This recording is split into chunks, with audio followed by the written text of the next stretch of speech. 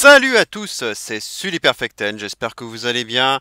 Je suis content de vous retrouver pour, enfin, les pronostics de Stomping Grounds. Je n'ai pas eu le temps de les faire à l'avance, comme je le fais depuis quelques temps.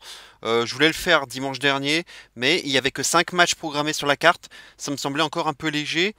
Et du coup, après, j'ai pas eu le temps. Et du coup, on se retrouve déjà dimanche, hein, le jour J. Maintenant, l'avantage, c'est que la carte est complète et que maintenant, je vais pouvoir tout vous pronostiquer. D'ailleurs, entre parenthèses, les matchs potentiels que j'avais en tête se sont révélés être les bons, hein. J'en avais même ajouté un de plus, hein, pour être honnête.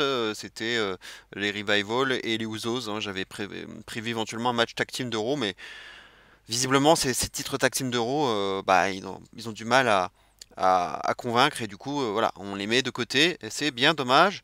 Bref, on va passer tout de suite à la carte, hein. Alors, il faut le dire, la carte, elle n'est pas exceptionnelle, c'est un peu comme Super Showdown. Il y a plusieurs rematchs, donc des matchs qu'on a déjà vus, donc c'est pas super intéressant. Maintenant, j'ai envie de me dire qu'ils peuvent nous surprendre quand c'est un moment un peu creux comme celui-ci. D'autant que voilà, on est sur malheureusement un, un show qui ne se vend pas bien, hein. Il y a beaucoup de billets qui n'ont pas été vendus. Je me dis que c'est peut-être l'opportunité pour Vince de nous troller encore une fois et de nous dire bah ok, vous n'avez pas voulu venir? Eh ben tenez, et je vais vous balancer plein de surprises. Voilà, vous allez la voir dans le fion. Et peut-être qu'à la prochaine fois, vous vous y reprendrez à deux fois à, avant de ne pas venir ou de venir. Bah là, et vous allez le regretter, vous allez vous en mordre les doigts. Voilà, ça peut être aussi quelque chose comme ça. Même si c'est un show a priori de transition avant Extreme Rules, donc avec beaucoup de matchs à stipulation du coup. Donc des matchs à Stomping Grounds qui risquent de pas se finir très clean. On va en parler tout de suite. Allez, on va commencer par, pour l'instant, aucun match du kick-off annoncé. Maintenant, je vais vous faire mon pronostic et je ne vais pas vous surprendre. Match Cruiserweight, bien entendu. C'est pas encore officiel, mais on peut se dire que ça va finir dans le kick-off, hein, malheureusement, hein, mais bon. C'est le Triple Threat match entre Tony Nese, le champion, Akira Tozawa et Drew Gulak. Un Triple Threat match qui, effectivement, avait été logique, hein, puisque il y a eu un Fatal 5-Way pour désigner le number one contender. Sauf que Drew Gulak et Akira Tozawa se sont tous les deux pinés, hein, auto-pinés, en faisant un double roll-up. Les quatre épaules étaient au sol. Ça a été parfaitement exécuté. Il n'y avait absolument rien à dire sur le ralenti. Le match nul était total. Et donc, bah, logiquement, on a débouché vers ce triple threat match. Maintenant, en ce qui concerne le pronostic, il n'y a que deux possibilités. Je ne dis bien que deux. Il faut exclure tout de suite Tozawa. Tozawa n'a rien à faire particulièrement là. Il a déjà été champion. Voilà, il a eu son moment. Euh, Maintenant, je pense qu'il est là pour prendre le pin ou la soumission. Hein, ça dépendra, hein, puisque c'est plutôt la soumission pour Gulak et le pin pour Nice. Il est là pour prendre, en tout cas, pour essuyer la défaite. Maintenant, ça va se jouer entre le champion et Gulak. Maintenant, il faut y réfléchir. Ils peuvent faire les deux. Gulak peut gagner et nous faire un rematch à Extreme Rules. Maintenant, on le sait que les clauses de rematch automatique ne fonctionnent plus nécessairement. Je suis pas sûr qu'il la fasse, qu'il active à 205. Euh, Moi, j'irais peut-être plus dans l'autre sens, c'est-à-dire que pour le moment, je laisserai la ceinture du côté de Tony Nese, qui est encore champion depuis pas très longtemps, depuis WrestleMania, ça fait 2 mois et demi. Je lui laisserai encore un petit temps, un petit répit, mais l'argument, et c'est pour ça je pense qu'ils font ce qu'ils ont fait un triple threat, c'est que Gulak, ne prenant pas le pin ou la soumission, puisque pour moi c'est Tozawa qui va le prendre, du coup je pense que Tony Nese va faire le pin sur Tozawa et que Gulak va utiliser ça à son avantage en disant oui mais moi tu ne m'as pas battu, donc je demande un match en face à face, en 1v1 à Extreme Rules. Et en plus, Extreme Rules, bah forcément, match à stipulation un peu extrême. On a vu un match avec Kushida dernièrement à NXT dans un submission match. Pourquoi pas un submission match proposé par Gulak, un challenge envers le champion. Je te défie dans un submission match. Ça peut être une idée. Et voilà un peu mon scénario. Et je pense qu'à ce moment-là, si c'est bien le match qu'on va avoir, je pense que Drew Gulak va prendre le titre à Extreme Rules. Parce que je pense que ça sera le moment pour stopper le règne de Nice qui malheureusement, il faut le dire, est bien transparent. Il n'a pas fait grand-chose depuis qu'il l'a gagné à WrestleMania. Vraiment, en plus on l'a pas tout le temps vu, on l'a vu backstage, il a un peu parlé, mais il est quand même assez fade. Il faut dire qu'il n'a pas énormément de charisme. Et je pense que Drew Gulak mérite véritablement ce titre. Il est là depuis le début. Il a été très convaincant à chaque fois, un excellent heel. Il faut qu'il ait sa carotte. À un moment donné, il faut qu'on la lui donne. Ça serait vraiment injuste qu'il n'ait pas la ceinture à un moment donné. Et je pense qu'il va l'avoir. Mais je pense pas que ce sera pour ce soir à Stomping Grounds, mais plutôt à Extreme Rules. Donc pour l'instant, je vais donner la conservation du titre par Tony Nese. Maintenant, on va passer à la carte principale avec l'un des deux matchs, on va dire, potentiellement pour être l'opener. Ça va se jouer, je pense, entre les deux tag team matchs. On va commencer par New Day face à Kevin Owens et Sami Zayn. Les New Day, bien sûr, sans Kofi Kingston, qui lui, bien sûr, est déjà programmé dans un autre match, dont on parlera plus tard. Je pense que ce serait plutôt ce match-là qui serait l'opener. Toujours un peu pareil parce que les New Day avec leur entrée, ça anime bien la foule et le match en plus sur le papier il a plutôt une bonne gueule, donc ça peut être très bien pour ouvrir le show tout simplement. Euh, Match assez gratuit, hein, y a pas la feud, elle est pas véritablement basée sur grand chose, euh, c'est un peu gratuit, il y a rien, il y a pas de titre au bout, et puis ça devient compliqué avec Shane O'Mac qui s'incorpore dans tout. Euh, maintenant, maintenant euh, je pense que la victoire est beaucoup plus nécessaire pour Kevin Owens et Sami Zayn qui ont beaucoup trop perdu. Ils se sont beaucoup trop fait ridiculiser. Si on regarde la configuration de cette semaine, ils ont affronté donc les New Day en intégralité ont affronté Corbin et Sami Zayn et Kevin Owens. C'était un 2 out of 3 falls, donc c'était encore un peu bizarre comme stipulation dans un 3 contre 3.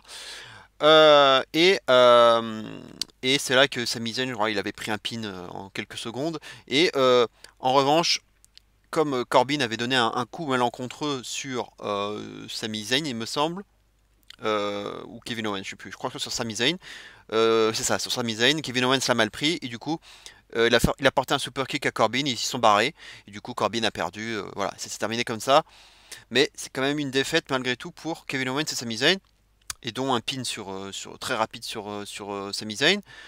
Et puis à SmackDown, on a eu un match entre les deux champions Rollins et Kofi. Et du coup, à nouveau, Kevin Owens et Sami Zayn. Et ils ont perdu encore 2 out of 3 falls à nouveau.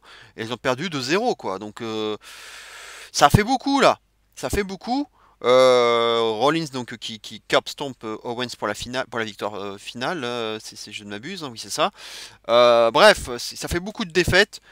Et il n'y a pas pas beaucoup de victoires du côté de Owens et de Zayn. Donc je pense qu'elle est beaucoup plus nécessaire, cette victoire, du côté des Heels. Il la faut, il la faut.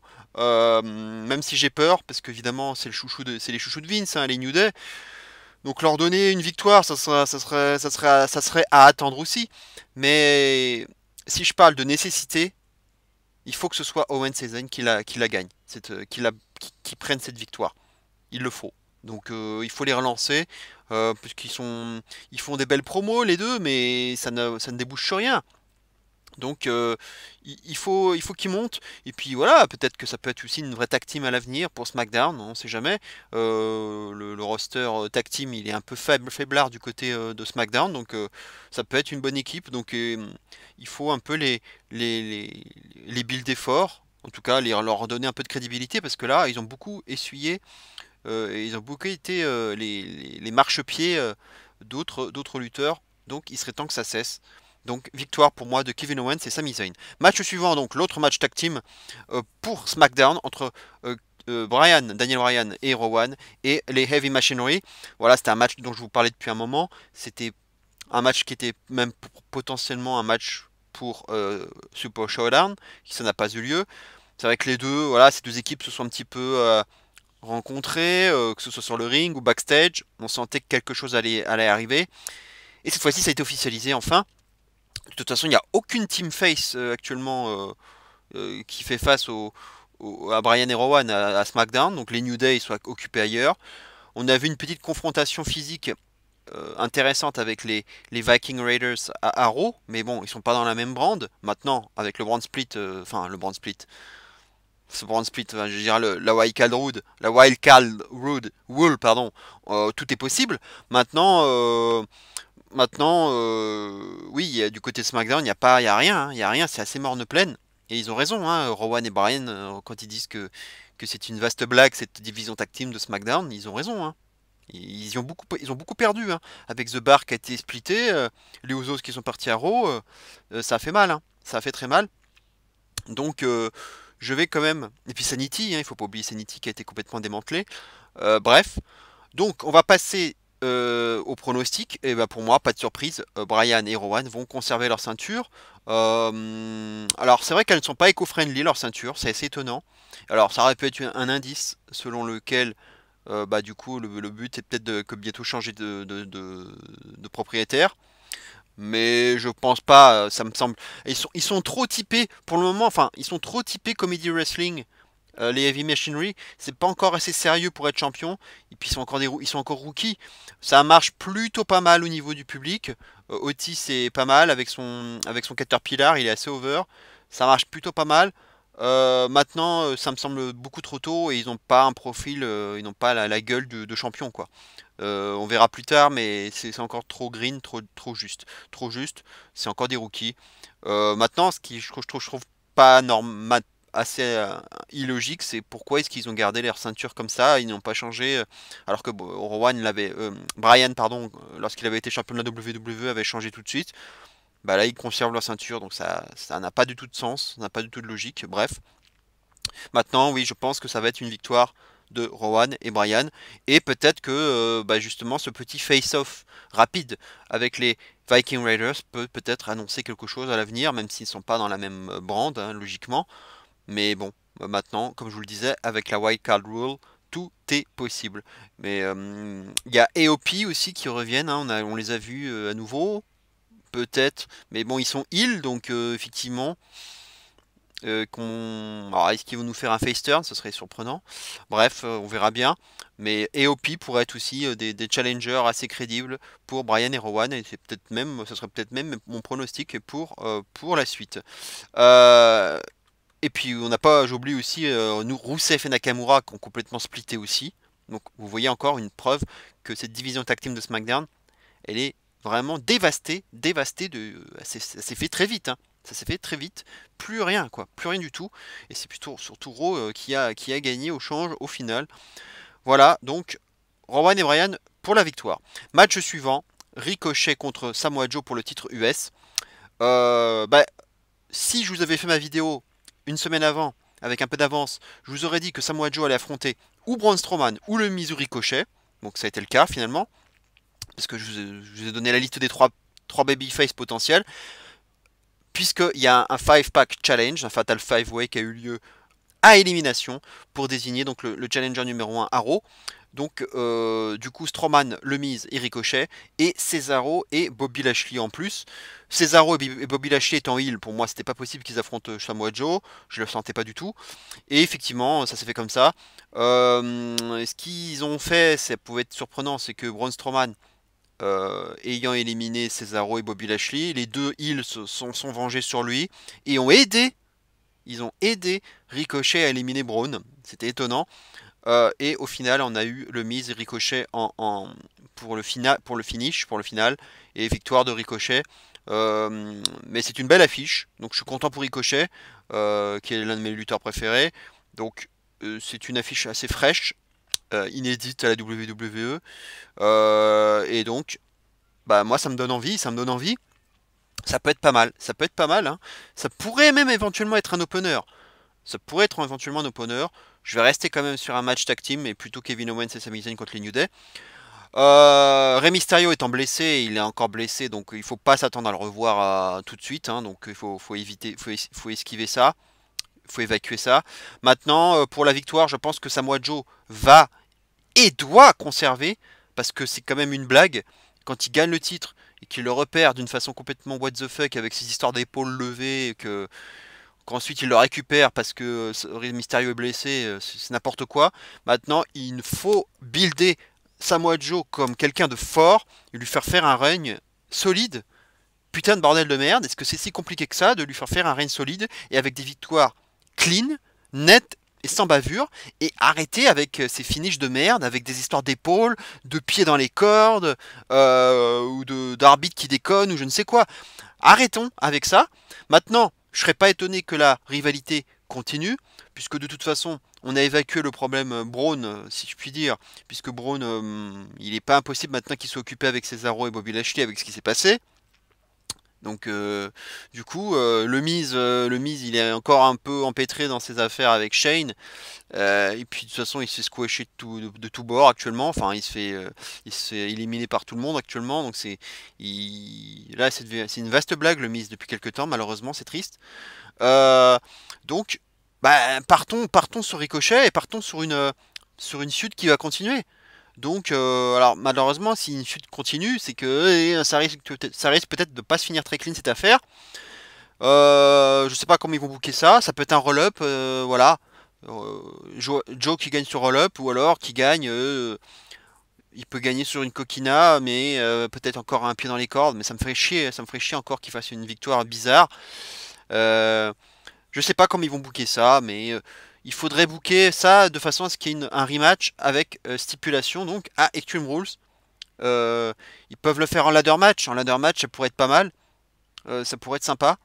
Pas sûr qu'ils le fassent, mais ça pourrait être bien. Mais je vais quand même donner la conservation du titre par Samoa Joe. Je serais content hein, que Ricochet gagne le titre, mais ça serait tellement dégueulasse pour Samoa Joe, quoi, qui n'arrive pas à avoir un règne solide. Et on lui laisse pas le temps. On ne lui laisse jamais le temps. C'est quand même dingue. On te laisse pas le temps. Laissez-moi, quoi. J'ai la ceinture, maintenant laissez-moi le temps de me développer mon run. Non? Je peux pas? Non? Donc laissez-moi. Laissez-le. Donc, Joe, champion. Et on verra bien après, à Extreme Rules. Peut-être le Miz, peut-être encore Ricochet.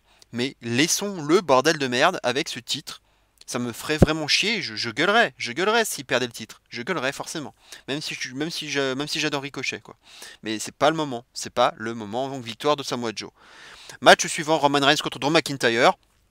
Ouais, l'éternel feud quoi, qu'on a déjà eu, on a eu ce match à WrestleMania dans un match boring, vraiment très très boring. Il y a eu le match à Showdown entre Reigns et Shane McMahon. On a vu comment ça s'est fini avec un bum d'arbitre, Claymore de Drew McIntyre et Shane qui en profite pour s'imposer. Donc on peut se dire que ça fait 1-0 pour le côté heel, hein, pour la faction heel si on peut dire. Donc j'ai envie de dire qu'il faut égaliser. Donc Roman Reigns pour moi va s'imposer. Il va s'imposer de façon à ce qu'il y ait quelque chose, un autre match, donc à stipulation à Stomping Grounds. Malheureusement, j'ai bien peur qu'il y ait à nouveau un match entre les deux à Stomping Grounds. Mais, comme je vous avais déjà dit, il y a des rumeurs d'un 2 contre 1 avec Shane McMahon et Drew McIntyre contre Roman Reigns dans un 2-on-1 handicap match. Ça peut être un match à handicap dans Extreme Rules. Ils peuvent le faire et c'est pas impossible qu'ils le fassent. Et pour cela, il faudrait mieux que Reigns l'emporte, parce que si c'est Drew McIntyre qui s'impose, il n'y a aucune raison de faire un match à stipulation derrière. Les Heels auraient gagné 2-0. Donc voilà, bah, ça serait terminé quoi. Il n'y a plus rien à dire. Tandis que si c'est Reigns qui gagne, on peut se dire que ça équilibre. Voilà, un partout balle au centre. Et on termine ça à Extreme Rules. Voilà. Ça aurait plus de sens. Donc je vais donner la victoire à Roman Reigns. Maintenant, je vais dire un peu la même chose que le match précédent. Ce n'est pas impossible que le match se termine par un DQ et que Drew McIntyre, qui a quand même pas mal menacé Reigns, en lui disant que je vais te défigurer, I will bet you. Et il va vraiment le défigurer, il l'a bien menacé, et je pense qu'il va potentiellement péter un câble, et peut-être justement qu'il va prendre une chaise et qu'il va le dégommer, et il va se dire, bah voilà, maintenant on va s'affronter dans un chairs match, quoi. Voilà. Mais le chairs match, bon, actuellement c'est surtout Seth Rollins qui est bien parti pour le chairs match, hein. Bref, on en reparlera après. Mais en tout cas, je pense que ça va utiliser une arme et ça va être disqualifié. Disqualification de Drew McIntyre, kendo stick, peut-être un kendo stick. Il va péter un câble, il va frapper Roman Reigns et il va faire ce qu'il a dit. Finalement, il va le tabasser, quoi. Euh, et peut-être Shane McMahon qui va intervenir aussi. On va voir une attaque à 2 contre 1, voire à 3 contre 1. Sait-on jamais si Elias ne va pas aussi rentrer en ligne de compte. Et alors peut-être qu'on va peut-être aller plus loin avec un 3-on-1 handicap match, hein, et on l'a bien fait avec Lars Sullivan et la Lucha House Party.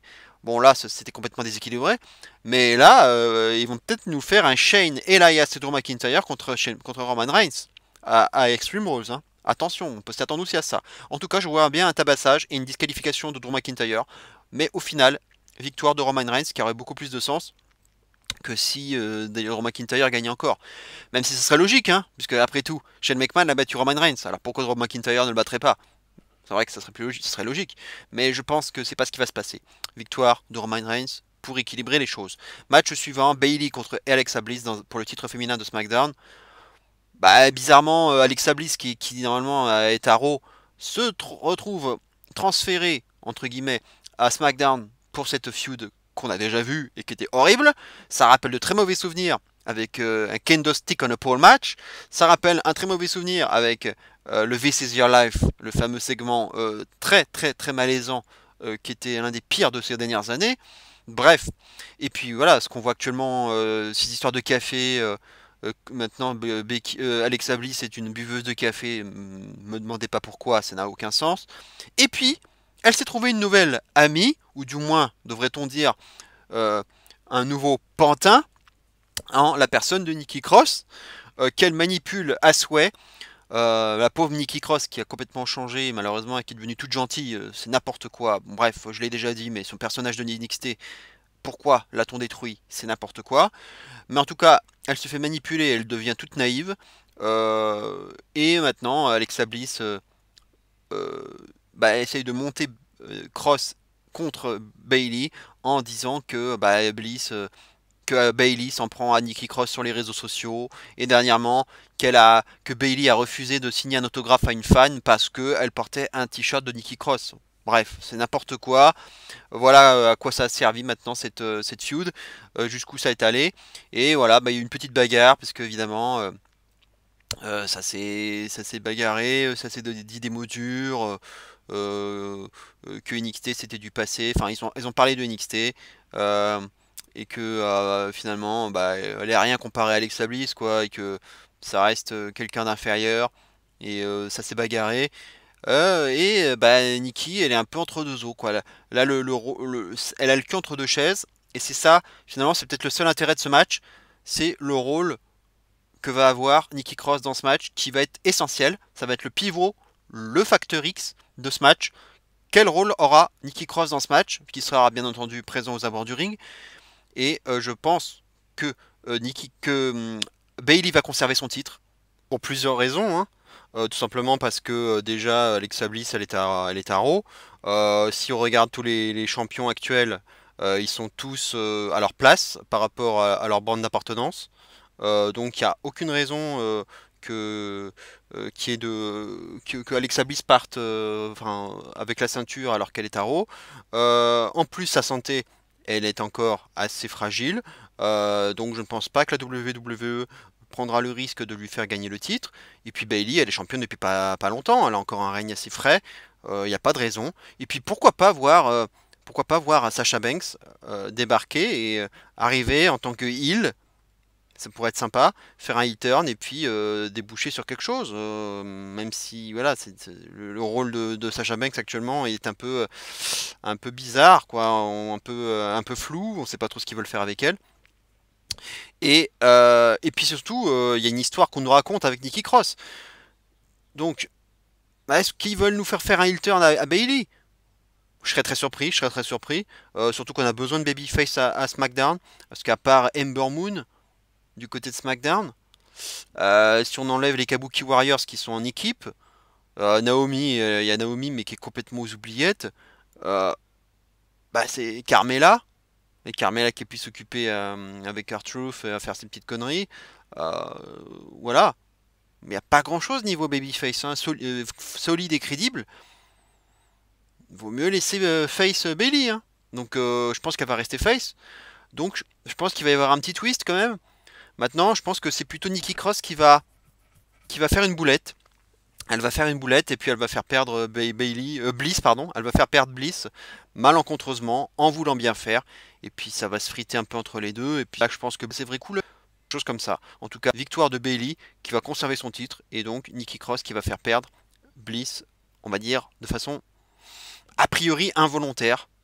Maintenant, à moins qu'elle se venge hein, volontairement.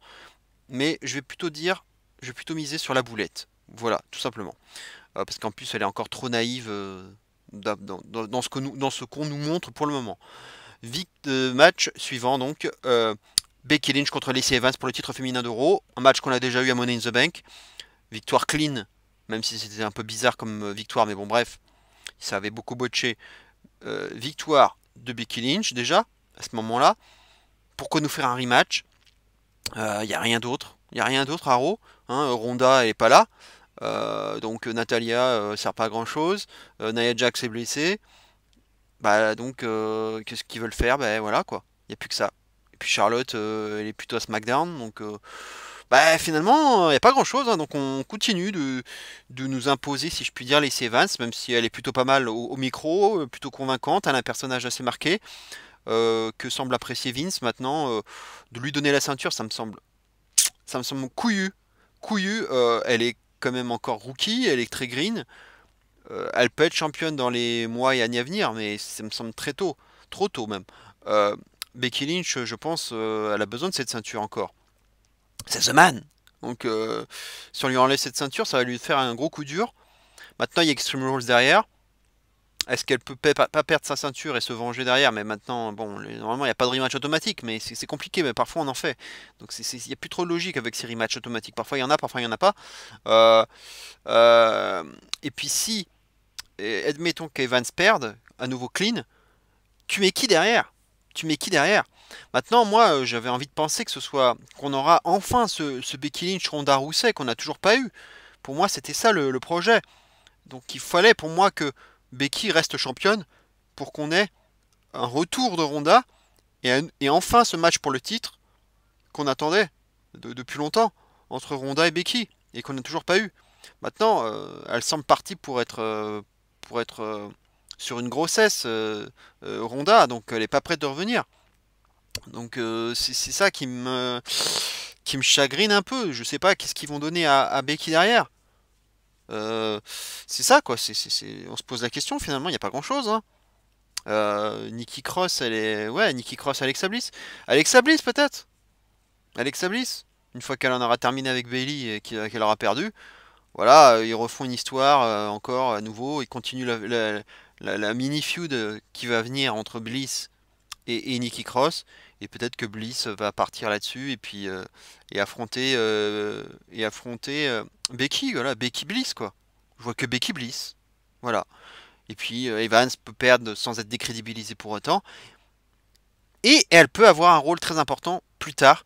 Je vais vous en parler car je vais peut-être vous surprendre. Mais vous allez voir ce que je vais vous dire. Mes victoires pour moi, quand même de Becky Lynch. Victoire de Becky Lynch. Match suivant. Regardez cette balle cache que je vous ai faite. Steel Cage match. Kofi Kingston contre Dolph Ziggler. Cette fois-ci, encore un rematch donc de Super Showdown. Avec cette fin un peu bizarre. Où Xavier Woods, qui était à l'extérieur, a porté un kick à Ziggler. Et ce qui lui a coûté la défaite. Puisque Woods s'était vengé puisqu'il avait pris un super kick de la part de Ziggler. Il s'est vengé donc avec ce coup de pied circulaire et du coup il a pris un Trouble in Paradise et il a perdu. Donc évidemment il s'est plaint Dolph Ziggler et il rappelle souvent que Kofi ne sert à rien sans les New Day, ce qui n'est pas forcément faux hein, d'ailleurs sur le principe. Il a un peu raison. Euh, et il répète sa nouvelle catchphrase, hein. It should be me! It should have been me!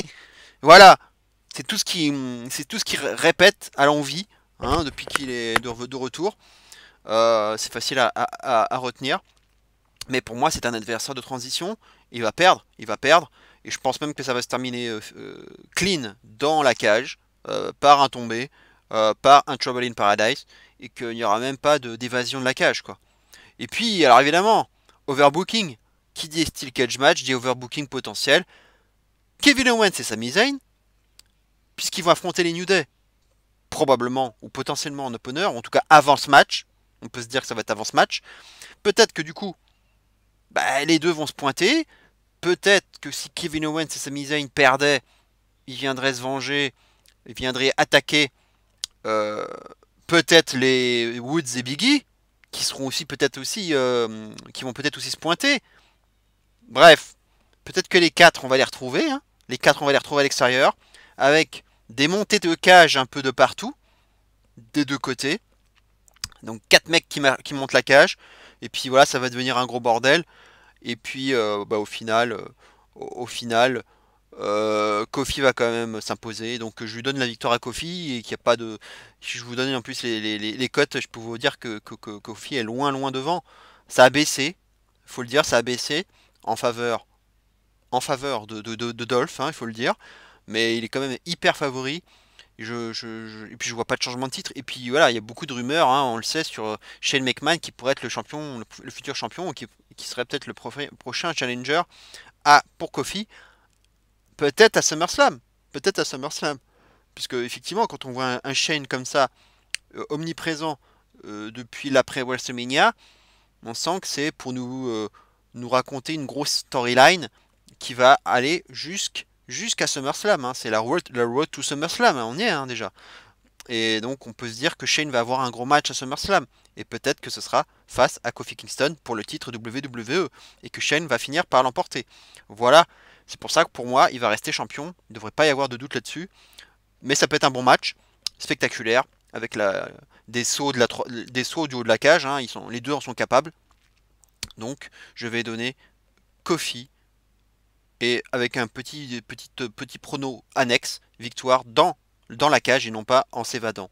Donc voilà, et peut-être un overbooking derrière avec l'intervention des New Day et de Kevin Owens et Sami Zayn. Mais voilà, a priori, on va pas le revoir avant un certain temps après Dolph Ziggler. Il va rester, il va revenir sur ses stand-up et voilà, il aura juste joué les bouche-trous et les challengers de transition. Mais ça peut être l'un des meilleurs matchs de la soirée, hein, il faut le dire, hein. Et on va passer au main event potentiel entre Seth Rollins et Baron Corbin pour le titre universel. Encore et toujours un match revanche. Cette fois-ci à nouveau donc de match revanche de Stomping Grounds, de Super Showdown, pardon, avec cette fin bizarre, avec l'arbitre qui dit à Corbin non non non n'utilise pas de chaise sinon tu vas te faire disqualifier, et derrière il se prend un roll-up de merde. Il se venge, End of Days, et c'est là que Lesnar est intervenu, a tenté de cacher, mais Paul Heyman a fait une boulette, il a trébuché dans les cordes. Rollins en a profité pour faire un curb stomp sur la mallette à Lesnar, et finalement il a pu conserver son titre. Voilà comment ça s'est passé. Et puis du coup derrière Corbin a gueulé, il a dit que c'était pas juste, les arbitres c'est des cons, et c'est comme ça que de fil en aiguille, dans les héros qui ont suivi, bah, Corbin a dit que bah, il choisirait son propre arbitre. Et bah, on nous a teasé ça. Et dans le dernier Raw, et même dans le dernier SmackDown, aucune nouvelle. On ne sait toujours pas qui va être l'arbitre. Et c'est finalement la seule hype, personnellement, que j'ai pour ce match. Parce que sur le papier, ça va être encore un match de merde. Très chiant. Maintenant, l'ajout de cet arbitre spécial, vous avez vu ma superbe illustration de cet arbitre mystère. C'est ça qui va être le plus intéressant. C'est pour ça aussi que je pense que ça va faire le main event, parce que ça peut être quelque chose de lourd. Maintenant, évidemment, on pense à Shane McMahon, on pense à Brock Lesnar, on pense à Paul Heyman. Maintenant, on a eu plusieurs candidats qu'on peut déjà évacuer à Raw, hein. C'était plutôt pour nous troller un peu. EC3, Eric Young, euh, et qu'est-ce qu'on a eu d'autre? On a eu Kevin Owens et Sami Zayn. Donc tout cela, on peut les évacuer. hein, parce que c'est pour nous teaser les mecs les uns après les autres. Il y a même eu une file d'attente à SmackDown avec Matt Hardy, Shelton Benjamin, avec la petite vanne. Senior Benjamin! Voilà, il y a eu la petite vanne. Mais voilà, bien sûr, ce sera aucun de tout cela. Donc, on peut s'attendre à un nom intéressant. Maintenant, il faut réfléchir. J'ai pensé à Heath Slater, parce que si vous vous souvenez, lors du dernier Raw, du Go Home Show, hein, du Raw avant TLC en 2018, il y a eu un TLC match justement entre Corbin et Rollins. Euh, et victoire quand même de Rollins. Mais il y avait quand même eu à ce moment-là, vous vous souvenez, un tout petit run d'arbitre pour Heath Slater. Euh, et du coup, Slater avait aidé Corbin à grimper l'échelle. Ça n'avait pas suffi quand même au final. Mais on a vu quand même que Slater arbitre, on l'avait vu, il avait aidé Corbin. Et voilà, donc c'est pour ça que je n'exclurai pas la potentielle présence de Heath Slater, d'autant plus que comme par hasard, on l'a vu au dernier Raw, Heath Slater. Il s'est ramené à la petite fête privée avec Drew McIntyre, Shane McMahon et les Revival. Il a proposé carrément une augmentation à Shane, évidemment, les Revival ont bien rigolé. Et il s'est fait dégager Mani Militari. Et puis Drew McIntyre est revenu et on a eu une quasi-réunion des Freemby. Hein. Drew McIntyre, voilà, il a voulu faire le bon pote et puis finalement il l'a bien défoncé, il lui a bien défoncé la gueule. Avec tous ses billets par terre, Revival qui en ont récupéré au passage. Bref, c'était sympa, c'était rigolo. Est-ce que ça va pas servir à quelque chose cette histoire? Est-ce que ça va pas servir et nous dire finalement, Heath Slater, bah, il a réussi à avoir gain de cause. Il a récupéré un petit job, voilà, pour se faire un peu d'argent. Faut pas oublier, hein, I've got kids, hein, j'ai des gosses, donc j'ai une famille à nourrir, j'ai besoin d'argent. Et voilà, j'ai trouvé un petit boulot d'arbitre. Et voilà, j'ai réussi à décrocher ce rôle grâce donc à Shane. Et c'est Corbin donc qui va un peu me sauver, hein, et me sauver de la merde. Voilà, parce que j'ai besoin d'argent. Voilà, c'est une idée comme une autre.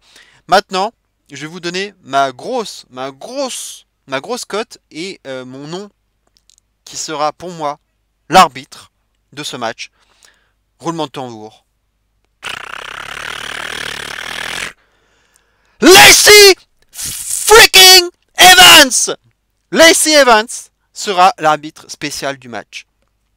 Pourquoi? Pourquoi? Bah, vous avez bien vu, Seth Rollins, il arrête pas de se balader avec une chaise, ce qui est complètement n'importe quoi pour un babyface. C'est n'importe quoi maintenant, le gars. Il faut l'appeler Chaise Rollins. Hein. Chaise Rollins. Hein. J'ai piqué. Je suis sûr que Philippe Chéreau aurait été capable de sortir une vanne pareille. Chaise Rollins. Donc maintenant, il défonce des mères maintenant. Eric Young, EC3, donc Baron Corbin lui-même. Tout le monde y passe. Tout le monde y passe à coup de chaise. Et donc, bah, c'est sa nouvelle gimmick. Chaise freaking Rollins. Et donc, l'idée de génie, ce serait, bah, forcément, si tu amènes un mec, un homme, bah, il va se faire défoncer par Rollins, et puis terminé. Terminé. Par contre, si tu ramènes une femme, eh ben, Rollins, il est un peu emmerdé, il va pas oser frapper une femme avec une chaise. Donc, ce serait l'idée de génie. Et puis, Lacey Evans, elle est quand même en feud avec sa propre meuf, avec Becky Lynch. Qu'est-ce qu'on voit depuis quelque temps?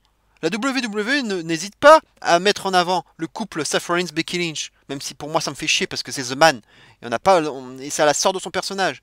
J'ai pas envie de voir Becky Lynch en Madame Rollins, je veux voir Becky Lynch The Man. C'est son personnage, et j'ai pas envie qu'on nous montre ce couple, quoi. C'est n'importe quoi, et ça donnera presque l'impression que c'est un couple monté de toutes pièces pour les audiences, pour sauver ce qui peut encore l'être. C'est incroyable. Mais force est de constater qu'on les voit en coulisses, on voit ce couple de temps à autre, et peut-être que de fil en aiguille, on va avoir cette espèce de feud à 2 contre 2 mixte entre Becky Lynch et Seth Rollins et Baron Corbin et Lacey Evans. Peut-être. Alors, est-ce qu'ils vont en faire un match à Extreme Rules? Je ne pense pas, parce qu'en plus, du coup, ça nous priverait de deux matchs de championnat potentiels pour Rollins enfin pour le titre universel et pour le titre féminin, à moins que ça soit carrément, alors là, une règle de folie, tag team mixte et les deux ceintures universelles et féminines en jeu dans le même match tag team mixte. Alors là, ça serait sacrément extrême comme stipulation. Mais ils en seraient capables, les bougres. Ce serait inédit probablement, mais ils en seraient capables. Euh, donc voilà mon pronostic. Et Lacey Evans, arbitre spécial du match. Même si le maillot zébré, je suis pas sûr que ce soit le type de fringue qu'une fille aussi classe qu'est Lacey Evans souhaiterait porter.